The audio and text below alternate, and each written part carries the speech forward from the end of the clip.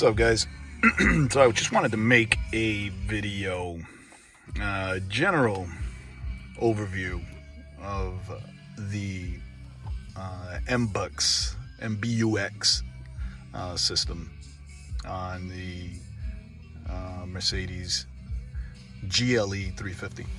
So from my understanding, is the system is pretty much the same across the board, and I think it started in 2020, if I'm not mistaken. They're just between models, it's just small specific stuff that changes depending on the model you have or the engine that it comes with, but the core of the system is pretty much the same. The interface is pretty much the same. You got two steering wheel interfaces, and you got the touchpad interface, as well as touchscreen on the radio, on the actual radio face. And I guess that was a big improvement over the pre-MBUX systems, where there was no touchscreen interface, or you weren't able to touch the screen, from what I understand. So, if you watch my other videos, I'm pretty critical of the system, I guess you would say, but I kind of see myself as not, falling into the majority of the review videos out there who really don't, they kind of review it after sitting in the car for a couple of hours, and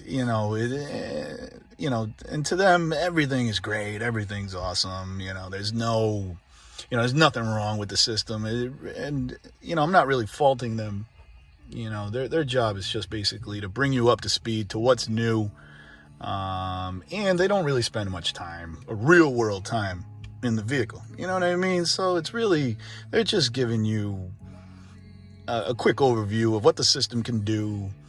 What a lot of it too is influenced by the maker of the vehicle, Mercedes, and what they say it can do, and of course they want to continue to receive these cars to review, so they're not going to be overly critical, but I'm going to point out the flaws because I bought this thing, you know what I mean? So they don't owe me anything. I don't owe them anything, I should say. They definitely owe me some. But I don't owe them a good review, even though it sucks, or, I'm not going to look the other way when I see an obvious error or mistake. So I'm going to start out by just going over a couple of good things, a couple of things that I like about the system. And the intention of the system is good. I love it. I love the the purpose behind it, the innovation, the technology, what they want to do, and I love the direction that it points these vehicle systems into. And it's basically, these vehicles, they're moving towards complete automation. Not complete automation, but they're moving towards making the interface a lot easier and seamless for the driver or the passenger. They're moving towards big computer screens, everything being controlled through the system, and and it's great, kind of like the Tesla format of things. I know that Ford also with the Mustang, the Mach-E, everything's moving towards that big screen, and you controlling everything through that big screen, and Mercedes does that, and I like it. How can I help? It. Right. Cancel. Sorry, I said the words. Sorry. There. No, cancel. So, it's sometimes that brings me to the first point here. So sometimes the system is overly sensitive. It'll pick up and it'll interrupt everything to ask you what you want. Sometimes, you got to say it twice for it to pick you up. So those are just, things that they need to iron out.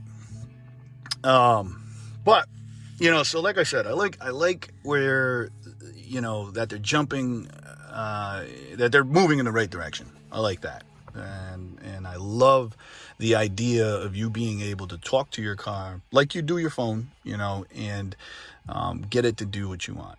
However, That being said, the artificial intelligence is not, comparable to, for instance, Apple's Siri, or Google's Alexa.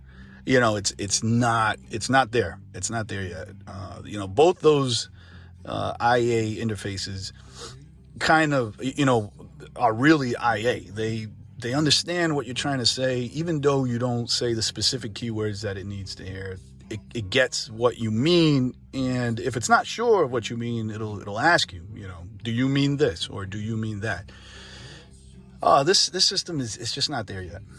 This interface is it's a couple years. I would say probably like, I don't know, 6, 7, maybe 8 years behind. But they're, like I said, they're moving in the right direction. You got to learn the keywords. You got to learn what it says, what to say in order to get what you want.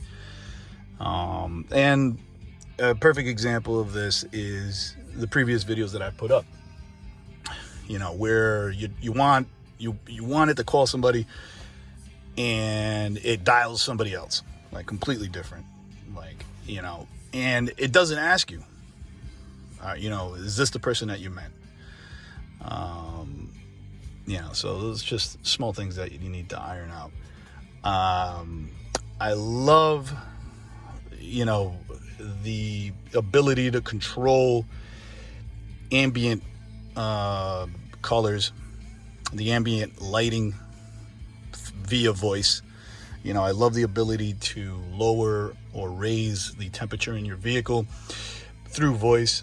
I love the ability to be able to do these things that you normally or used to have to reach over to the center console and hit a button, or even pull over and have to do these things. The navigation, it's I love it. It's good. The vehicle navigation, the Apple CarPlay, it's not wireless. Okay, it's got to be wired, and the wire interface is right here. So Apple CarPlay is awesome. I love it. But for some reason, when you hook it up to this system here, it reduces the size that you see on the screen. All right. So it goes from full screen, which you can see right now, to, it loses about 25% of the screen, I would say. It becomes smaller. I don't know why it does that. Maybe that's an easy fix. Maybe it's just a software update that it needs to do. And they can bring that full size. Maybe it's something on Apple's end. But it's annoying. Another thing that I've noticed with the system, the brain, is that sometimes, especially if you do profiles, if you do the profiles right up here, it gets a little weird, when you're switching from profile to profile. Sometimes the seat settings won't transfer over, or they won't transfer over completely. For some reason, it'll just stop halfway. When you're switching from one profile, which is, the only two profiles here are me and my wife, and we're both at extremes for seat placement. Okay. I like a more comfortable, relaxed feel to the seating. I like moving, being a little bit further back, a little lower. My wife likes being up on the dashboard. Okay. And so they're extremes. The seat has to move a lot. And sometimes it just doesn't feel like the seat goes back to how I had it in my profile. And that is annoying, because there's no way to get it back. Sometimes, to get back exactly how you had it, and then you got to mess with it. You're there for 5 or 10 minutes, trying to get it back to the comfortable setting that you had it. That's just annoying. Sometimes the ambient color also, it just, in the switch from profile, it just gives you a color that it wasn't what you had, just some weird color. And that's annoying. Those things are annoying. I don't know if it's just little glitches in the system or, whatever. But that's another annoying part of the mainframe brain of the system. And it's I don't know. It's just annoying. And a little quirks, I guess. It's quirky. It's not refined. It's not perfect. perfect yet. You know, it hasn't been perfected. And hopefully they continue to move in the right direction and they fine tune it. You know what I mean? But I just don't, you know, like for me, for instance, they need to set up some kind of system where feedback from the people who buy it makes it to them, and you know they start perfecting it. They start making it better. You know, but obviously I know this all costs money, and you know who knows if that's what they're looking to do. But that's yeah. So that's just one thing for the system. The other annoying part of this is the app. So if you watch YouTube videos on the app, the Mercedes Me Connect app, you know, there's a lot of videos on it from Europe, and there's a couple too, Canada. And this, you know, the difference between models and app interfaces is significant. You know, there's the European app, and what you can control through the app is significantly different than what you get here in the United States, even Canada. I watched a video of a guy who had the app in Canada, and he could, you know, he had a lot of things he can control on his app. You know, and it's just, I think it's very basic, what you get here in the United States on the app. You know, it's just like lock your doors and start the car. Although, recently, a couple days ago, there was, I guess, an update to the app where now I can control the ambient lighting. You know, so now I can adjust the ambient lighting through the app. Now the app does not always work how it should. For instance, if you want to start the car, a couple times I've wanted to start the vehicle and it just tells me that it can't do it. No reason, just says it cannot start the vehicle. You know, I try to exit out of the app, restart it, you know, close it out completely, relaunch the app, and still nothing. Not sure what the deal is with it. I would assume that it's just a quirk of the app, you know, something that just wasn't jiving right. And just, you know, you need to either start the car and reset it or what have you. But sometimes it doesn't. All right. And on cold mornings, that can be really annoying. So, you know, they just need to iron out a couple quirks on it. I will be making a couple other videos on a couple other things, mostly things that annoy me of this car. All right. Because, you know, people don't care about the things that work well. I mean, you know, the car starts, it drives, it, you know, it feels great. It's you know, we know that the quality of a Mercedes is, you know, what to expect from that. So we'd like to, you know, I'd like to make the videos just on what annoys me and the things that these other reviews aren't going to tell you. You know, that, you know, the real deal, the real world, annoyances and quirks of this vehicle. All right, from somebody who uses it real world, not just somebody who gets it for a couple hours or a day or two. You know, this really expensive, tricked out, you know, optioned out vehicle, and, you know, indirectly or subliminally, you better give a good review type of deal. You know what I mean?